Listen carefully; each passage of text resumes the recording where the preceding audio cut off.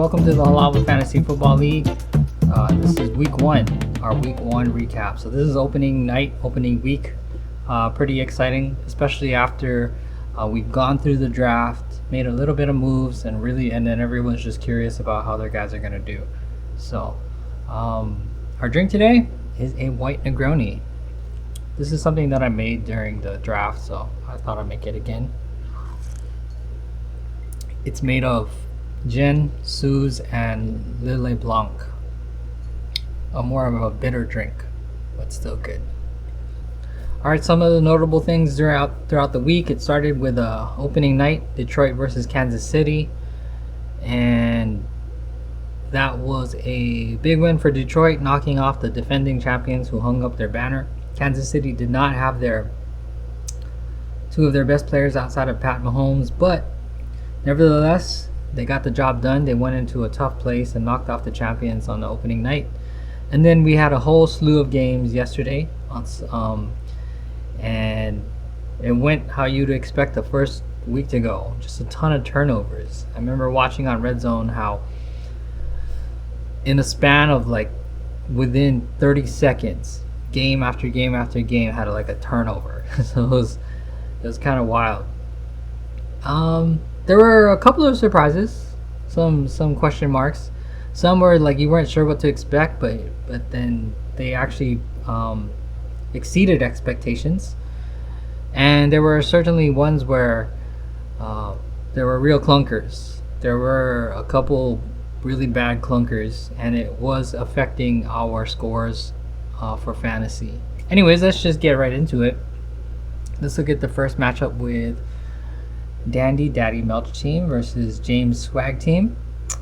Gary versus James. James had an auto pick team, but he barely eked him out by a point, essentially a point. If you're looking at their scores, Gary didn't do terribly well. Geno Smith kind of had a letdown, 10.7. Jalen Waddle, despite all the fireworks in Miami, Waddle was not a great beneficiary of it. Cortland Sutton had a touchdown, but he was knocked out. Jerry Jacobs did not do so good either. He only had 10. Madison had 13. The Philly D probably was a big standout for him at 14.5.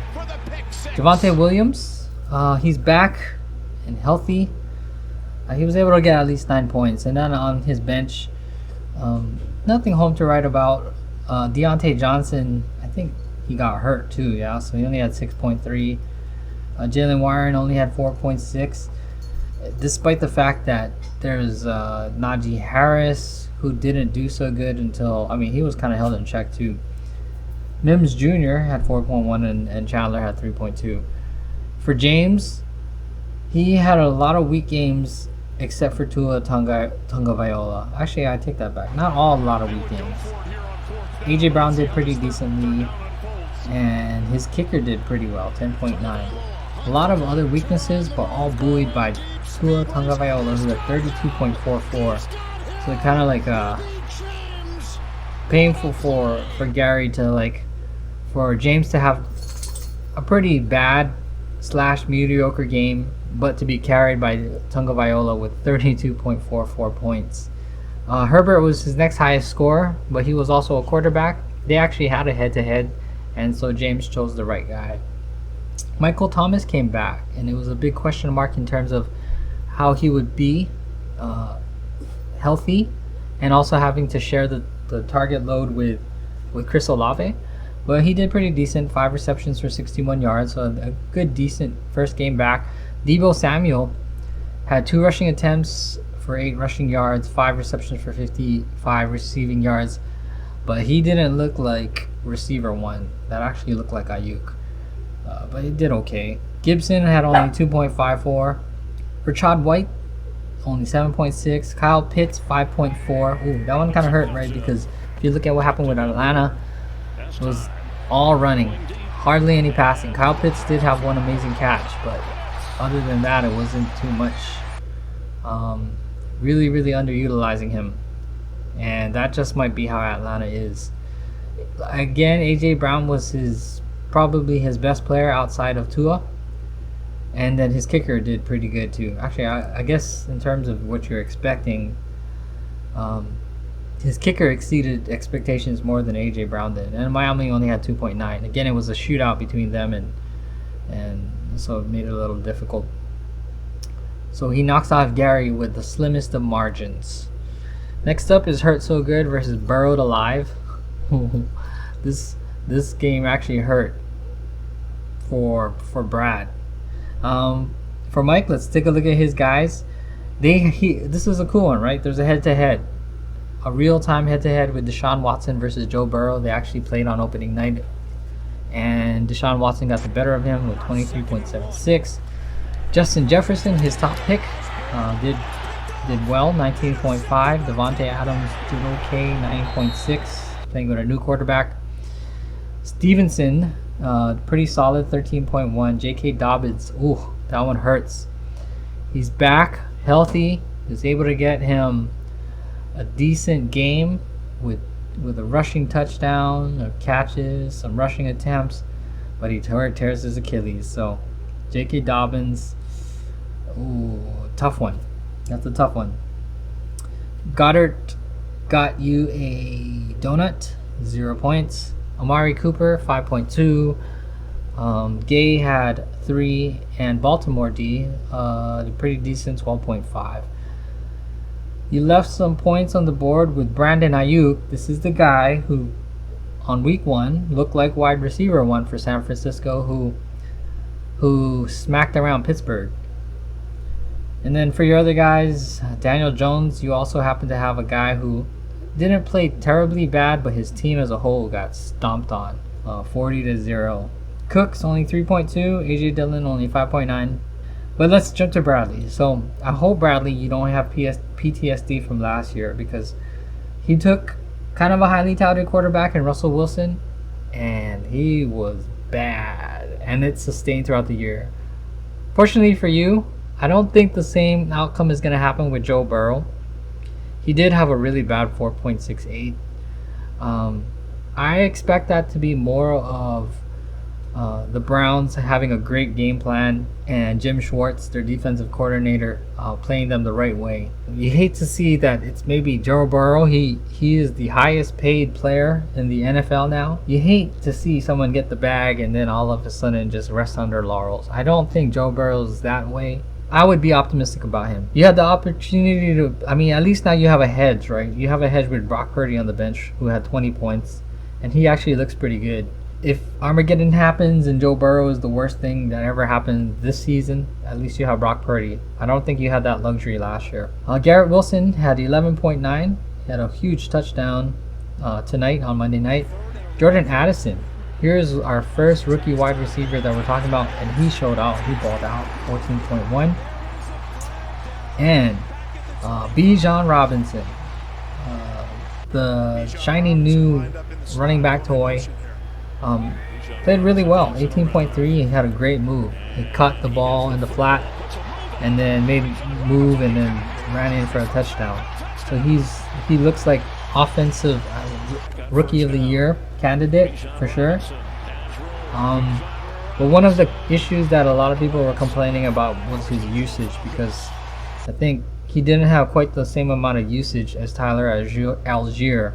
But I think you're going to see that being it's going to be a pattern where even though you have these like really, really quality running backs, it's still going to be running back by committee. That's the new norm now with running backs. Cook tonight had 9.5. Isaiah Likely, painful 0.9. I think you took the handcuff because Mark Andrews, who you have on your bench, was out this week, but he only gave you 0.9. He's definitely more valuable than that, but then most of the targets actually went to another rookie, but we'll talk to him as we get to him later. Jamal Williams, the touchdown machine from Detroit, only had 8 points. McPherson had a 4.7. I think looks like your team is a Cincinnati team. San Francisco D, a solid 14.7, but again, not enough to beat Mike L. Next up, Brownsville Jets versus Captain Morgs. Mike knocks out Morgan, 97.4 to 83.48. Jalen Hurts got him 16.6.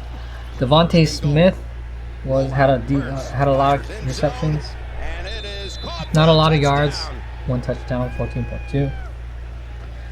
DJ Moore, the new number one receiver in Chicago, only had 2 receptions for 25 receiving yards, so that was kind of a letdown.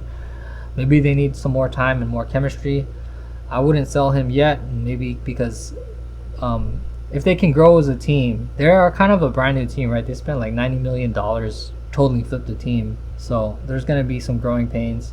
Saquon Barkley only had 9 points. Again, Dallas just opening a can of whoop on the Giants. Completely embarrassing, that 40-0. I saw this tweet where Saquon Barkley was walking into the arena with a jacket, and then one of the fans was like, "Uh-oh, we're gonna lose by 40 tonight." It was a prophecy. it was pretty funny. Dalvin Cook, new team. They gave him a ton of carries with Buffalo. He's going to be the bane of my existence because even though I got Breece Hall, they're giving Dalvin Cook a lot of run. 8.7 points. TJ Hawkinson, decent 7.5. I think he is the highest paid tight end now. Sanders did pretty solid. He leaves Philly and he goes to join Carolina. He gets 12.6. Tyler Bass had a huge game, 14.9. It included a game-tying dunk. Hit the upright and went in, tied the game, and forced it into overtime between Buffalo and the Jets tonight. New Orleans had 10.4. As far as your bench goes, pretty pedestrian. Aaron Rodgers, though, that you have there, thankfully on the bench. The worst possible outcome is an Achilles injury. Hopefully it's less than that, but we'll see. It was so much hype. I don't think there has been any more hype with a team all season than the New York Jets. You know, they had Hard Knocks and everything, but he has a donut, not his fault. They rushed passer, they rushed Aaron Rodgers. He tried to evade it, fell down. Not a lot of contact. Those are probably the worst. He got up a little bit, walked around, then he had to sit down and then he left the game. Jets still won, but that's a huge loss for them. He was a big part of why they have so much optimism for the Jets, but tough break for the Jets and for Mike too, who I know is a Jets fan. Miller had a donut. I don't know what's wrong with him. Josh Downs, he's a rookie wide receiver out of North Carolina. 3 receptions for 30 yards. It's a rookie, so I don't know. He's pretty talented, but we'll see what happens. You know, it's kind of hit or miss with the rookies. Some really show out, some miss, some just blow up later on. But you just have to be patient with them. For Morgan, he ended up with his quarterback pretty decent actually, considering some of the other scores, because even Wilson outscored Jalen Hurts, 17.98. Jamar Chase had a horrible 6.7 for him. Sky Moore, 0.5. That's bad. In general, the KC receivers were terrible. None more than Kadarius Toney, but Sky Moore didn't even have a catch. He only had 1 rushing attempt and 4 rushing yards. Nick Chubb, solid 16.5. Travis Etienne, big 20.7.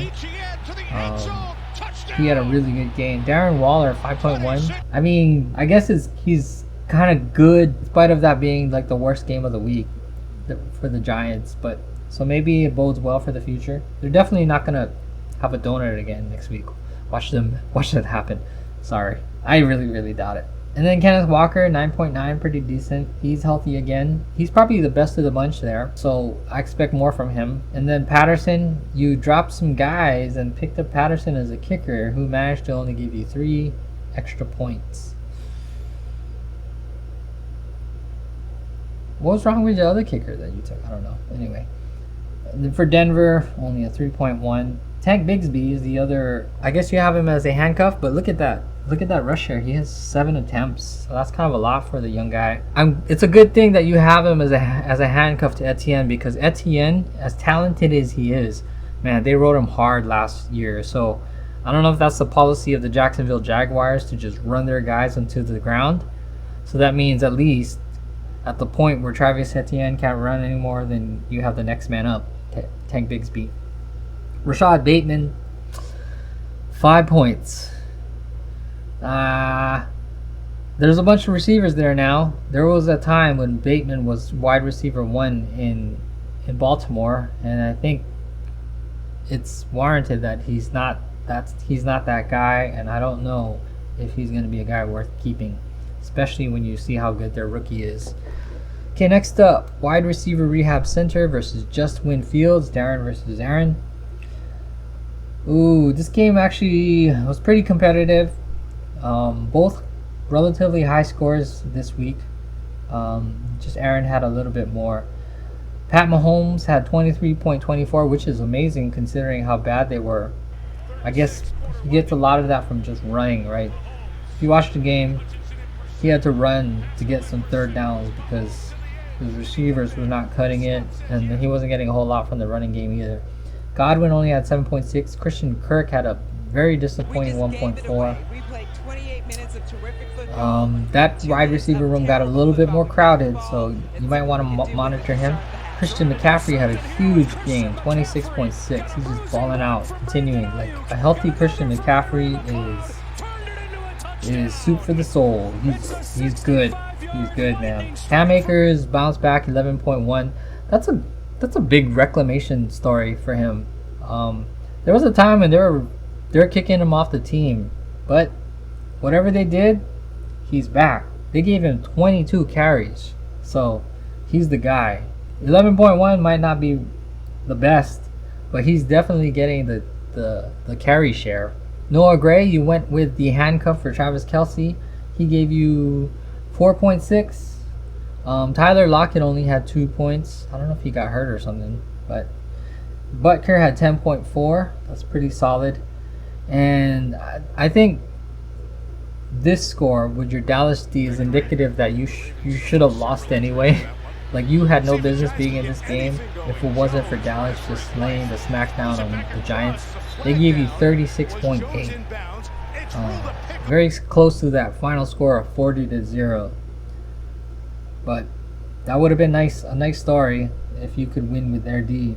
Firemuth on your bench got you 6.8. Eli Mitchell only got you 1.5. Juju had only 5.3. I guess that's the best of the receivers, yeah? Besides maybe the rookie who scored a touchdown. Elijah Moore, 7.9. That's pretty decent. But for Aaron, let's see what was able to get him the win. Justin Fields had a really, I don't know, it wasn't a good game, but it's a pretty decent fantasy score, 19.84. Chris Olave had a good game, 15.2. Michael Pittman, big game. He's back and healthy, has a new quarterback.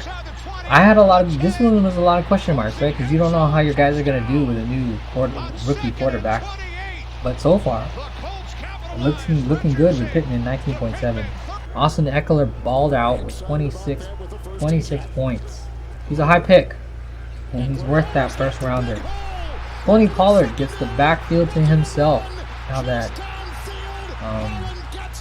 Zeke Elliott is gone, and he gets 22.6 points. I mean, they actually didn't even really necessarily need him, so he might have gotten more on a different type of game because he only had 14 rushing attempts, 2 receptions, but all very, very productive. I mean, I guess that's probably why. George Kittle only had 3.4. Mike Evans had a big game, 15.6, so at least he's not sulking about the contract and he's playing hard. These are probably the end of the days of him with Tampa Bay, but at least he's still playing well, plays good. Justin Tucker, 6.4. Kansas City D, 5.2. A pretty bad score. Even though it was a pretty defensive game, they didn't do much other than keep the score low. Your bench has some nice scores on there. CJ Stroud, 14.38. He kind of looks like Jared Goff out there. Samaje Perine, 10.6. A decent game. Jonathan Mingo, you took a rookie quarterback who had a couple targets, 2.7. He's not as highly touted as the other receivers, but he's a big body. He is definitely a touchdown threat. Hollywood Brown, 7.3. New England, 6.9. I'm surprised you have an Arizona guy. Arizona guys might be a little bit radioactive. That might be a guy you swap out. Okay, the next game. Prince Llama versus Richie. Ooh, another close game. Richie's our defending champion, and just like KC, the defending champs got knocked off by the Detroit Lions. Not a lion, but a llama knocks out Richie. 106.84 to 102.96. Eric had TJ Lawrence, 21.84. T. Higgins had a donut. Again, indicative of a really bad game by the Bengals. You do not expect that going forward. That's got to be the worst of it. Outside of an injury, that's got to be the worst. Mike Williams had 6.5, which is kind of surprising considering the shootout that they had. Derrick Henry had a pretty solid 14.4, but here's something to monitor. The rookie running back got a pretty sizable carry share, so at least maybe the point is to keep Henry fresh and strong. But the highlights of Henry still look like Henry, still putting guys in the ground. Najee Harris had a pretty bad game, 4.9. He's basically a donut in the first half. He had a nice little highlight, but other than that, not much. Juwan Johnson, the tight end that she went with, had 5.1. Aaron Jones had a really balled out, having a rushing touchdown and a receiving touchdown, really ballooning your score to 26.6. And then Jake Elliott, your kicker, probably the reason why you won today, got you 21.7. We do not expect 21.7 from a kicker. Your defense was pretty sad at 5.8, but it didn't matter because the rest of your team balled out, except for Higgins. Dak Prescott only had 7.72, which is surprising considering the 40-0 blowout. Scary Terry, oh man, 4.1. I feel like he needs another team. This is a rebuilding team who's really underutilizing him. At least they got the win. Khalil Herbert, a decent 10.8. Zay Flowers on your bench. This is a guy who you may want to consider starting because it may be an overreaction for the first game of the week, overreaction Monday, but the dude can ball. 13.4. He looked like how he looked like in college.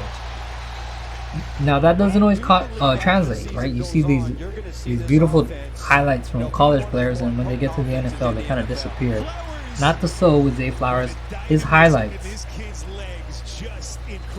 for his game look just like how he was in college. He's what I said was he's pretty much Kadarius Toney with hands. Kadarius Toney is Zay Flowers with no arms. That's one or the other. Zay Flowers looks legit. This with a former number one in Rashad Bateman, OBJ, who is kind of on the old side, but it's good. Dalton Kincaid, 4.6, 4 receptions, 26 yards. He's the hyped new hope for tight end. He scored less than Juwan Johnson. I gotta look at like how he compares to Knox to see. What you want to do is monitor the target share between those two, because Kincaid is definitely a lot more talented than Knox, but Knox is more seasoned. But Kincaid might be the guy. We'll see. As far as Richie's team, he had Lamar Jackson, so even though they won, he only had 10.86, so a pretty bad score from him. CD Lamb, 9.7. So I mean, he did his thing, but he wasn't a big contributor for the big 40-0 win. Stephon Diggs had a really good night tonight, 21.2. I think he's going to continue that stretch. He's going to be solid for you because he still looks like Josh Allen's favorite target.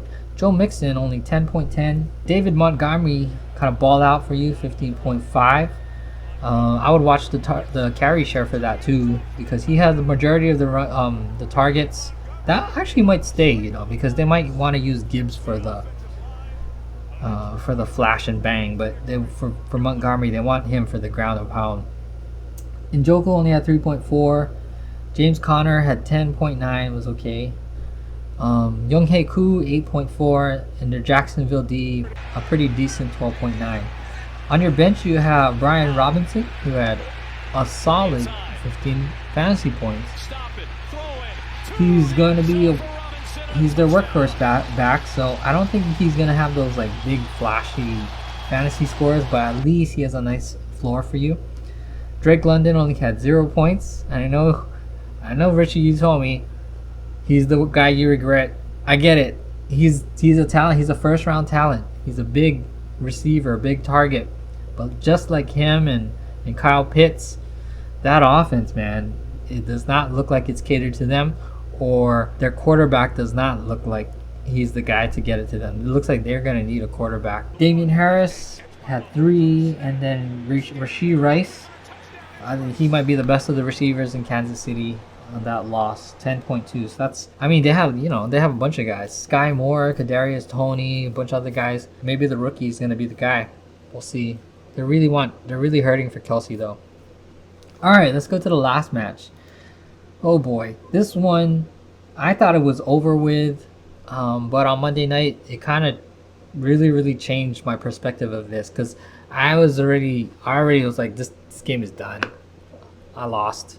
But it was a lot closer, especially considering tonight. Jared Goff got me 16.72 points, which is, I guess, is decent. But Anthony Richardson had more. He had about 8-9 points more.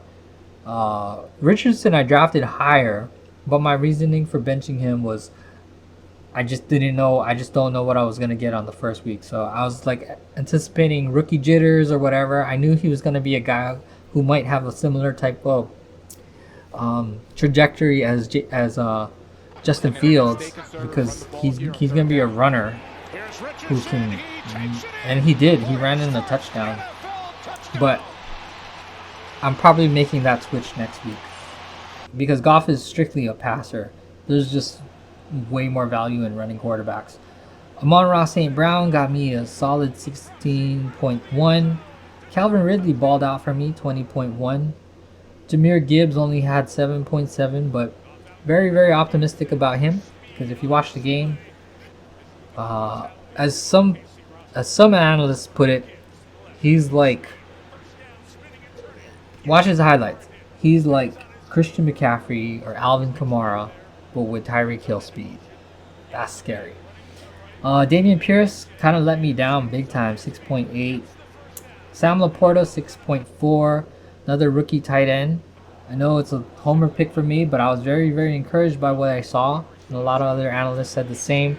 He had 5 receptions, 5 targets, and 5 receptions, so he caught all his passes. In the Detroit offense, they like using the tight ends. And because Laporta is such a good run blocker and pass blocker, he's going to be on the field more. So I think a lot of the production that went by committee last year can be consolidated into him. So I'm really high on him. Breece Hall, man. Let's get back to him, but let's just mention the kicker. The kicker Dicker had 12.5. But let's get back now to the New York Jets, because that was tonight. Before I mention that, let's talk about Tyler Algier, who's a lot of points left on the board for me, 24.4. Again, you have Bijan, your shiny new toy, but they gave Algier a bunch of carries, and he rewarded them with 2 rushing touchdowns. So he's a pretty solid handcuff. I don't know how long that's going to bear out, but I'm going to have to monitor that. My others are rookie Quentin Johnston, who had 2 catches for 9 receptions, 1.9. And George Pickens, who has these amazing highlights, but it hasn't not reflected in his fantasy scores as of yet. I mean, they did get kind of blasted a little bit, Pittsburgh did. But we'll see. He does look like wide receiver 1, and especially if Deontay Johnson's hurt, that's going to bode well for me. Now, talk about Breece Hall and the New York Jets D.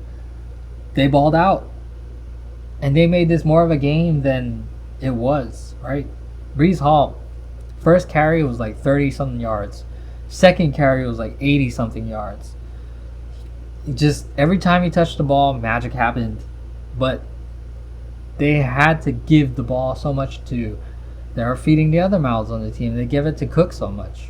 But I get it though, because he's coming off an ACL injury, and maybe they're trying to monitor him. But man, I think I got a gem with him, especially if the healthier he gets. Watch out. And then the Jets D, man, 21 points. They were projected 6.2, but they turned over Josh Allen so many times. And the icing on the cake was a punt return. Not a punt return. Oh yeah, it was a punt return. That punt return touchdown goes to defense points. So I got that too. Just not enough for me to close the gap with Jeremy. And heartbreaking for me because at one time when I threw this game away, had I played Anthony Richardson or had I played Tyler Algier, I'm winning this game. But it is what it is. I had my reasons for benching both those guys. I think, to me, Damian Pierce was a starter. So, and Algier was, I don't know, they drafted Bijan so high, so I was expecting more from Bijan. And then, like I said earlier, I wanted to wait on Richardson. Now, for Jeremy, his team really balled out. Josh Allen kind of was sad. He actually, we were just waiting for him to outplay my Jared Goff score, but he never did. 16.54, just so many mistakes, losing a fumble, throwing interceptions, getting sacked so much, trying too hard. I don't know. Still a talent, but I think they're going to have to change the way they play and clean it up. Tyreek Hill is the reason why Jeremy won, because if Tyreek Hill has an average game, I'm probably winning this game. Tyreek Hill had 39 points, one of the greatest receiving performances of all time. Not just this season. There's only one game this season so far, but of all time. He had 39 points. DK Metcalf had an okay 12.2. I say okay. He's mostly buoyed by that touchdown, but they did get stomped on by the Rams. Isaiah Pacheco, an okay 8.2. Raheem Mostert, solid 13. So he's another guy from Miami who poured it on me. Evan Ingram had a solid 7.4. Keenan Allen, 11.4. Sanders, 15.4. Man, he had a lot of guys for that shootout. And then Washington D, 12.5. On his bench, DeAndre Swift looks sad with a 0.9. We'll see what happens with him. DeAndre Hopkins, 10 points. Right around where they projected him, but he's a lot more talented than that in my opinion. Kirk Cousins was his actually better quarterback with 23.06, even though they lost. Gabe Davis had 4.2, and Alan Lazard had 6.82. So congrats, Jeremy. I think you have the highest score of the week. It was going to be by a much wider margin, but because Josh Allen kind of laid an egg down the stretch, it wasn't as good as it was projected to be. Still, you get the higher score over Aaron by a couple points. But I don't know. That goes to show you, Jeremy, he had like at least I think it was on Yahoo. Jeremy had the lowest grade, but he had the highest score. So that goes to show you what to say about those scores. But this is week 1. One of the biggest things that people tend to do is make a judgment on their players, on teams, based on whatever is this week. This is the impression they made, and this is how they always are. Don't fall into that trap. You have to allow a chance for people to make adjustments. Some will definitely get better. Some might get worse. So you're gonna have a guy who just balled out. I'm looking at you, Pua Nakua. I don't know if you can repeat that, but I'm sure he's gonna be at the top of the waiver wire. Maybe just briefly look at like the standouts. Let's look at the player list. All players, week 1, and then we'll go by positions. Quarterbacks, the top quarterbacks. Tua, obviously. Where's your points? 32.44 points. Mac Jones, 28.84. I don't think anybody started Mac Jones. He's actually on the waiver wire. I had Anthony Richardson, but he sat on my bench. Jordan Love balled out, 24.8. Deshaun Watson, 23.76. That was a little bit of a surprise too, as bad as he was last year. Justin Herbert, solid, 23.72. Patrick Mahomes. This might bode well for you, Darren, because he is the 7th best quarterback, even though he technically didn't have a great game. Kirk Cousins, 23.06. And then after that, it kind of trends down to like more average guys. Yeah. Let's look at the wide receivers. Tyreek Hill again, 39 points. Brandon Ayuk had 28.9. He's a guy who looked like wide receiver 1 for San Francisco. That's kind of a surprise. Jacoby Myers, 24.6, is on waiver wires. Rashid Shaheed had 22.34, also on the waivers. Kendrick Bourne, 21.4, also on waivers. I got Calvin Ridley.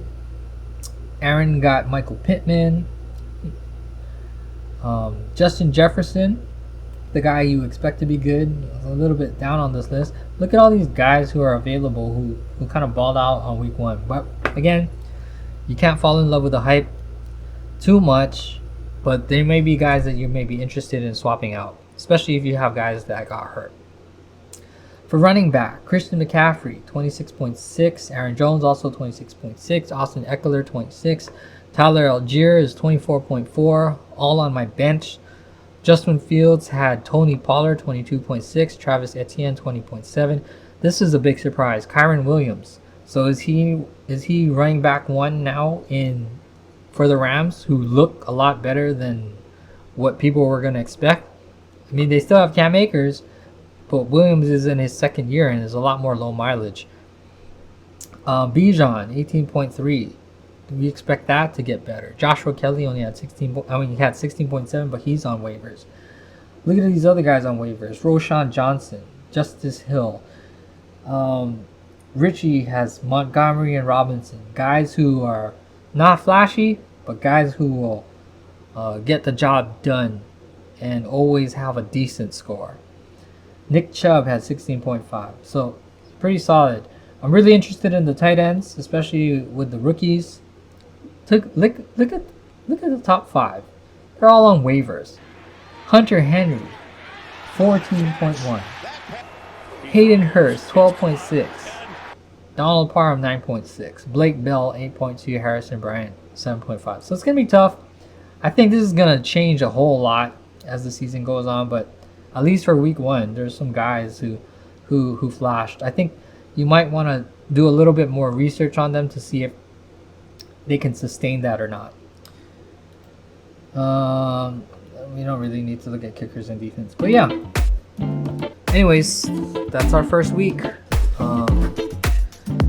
Really fun start to the season, and then both well for going on. So yeah, man, make those moves that you got to make. If you guys got hurt or maybe out for a little bit, then you might want to swap them out. But looking forward to next week. Anyways, it was fun. See you guys later. Okay, bye.